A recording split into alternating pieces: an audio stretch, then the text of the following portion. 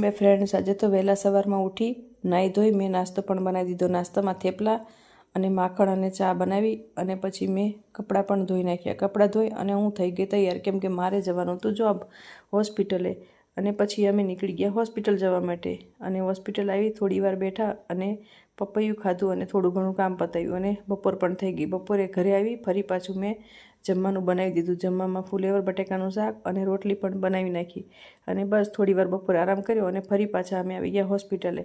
અને હોસ્પિટલે કામ પણ હતું, કેમ કે એક પેશન્ટનું સીઝર હતું અને ટ્વિન્સ બેબી હતા, એટલે બધું જ મેં ટ્રોલી બનાવી રેડી કરી અને બચ્ચાઓ પણ અમે કાઢી લીધા। બંને બચ્ચા હેલ્ધી પણ હતા અને થોડી વાર થઈ તો પેશન્ટને પણ અમે શિફ્ટ કરી દીધું અને બંને બાબો બેબી જોઈ અને બધા જ ખુશ થઈ ગયા હતા। અને બસ પછી તો અમે થોડું ઘણું બીજું કામ પતાવ્યું, ત્યાં સુધીમાં તો સાંજ પણ પડી ગઈ।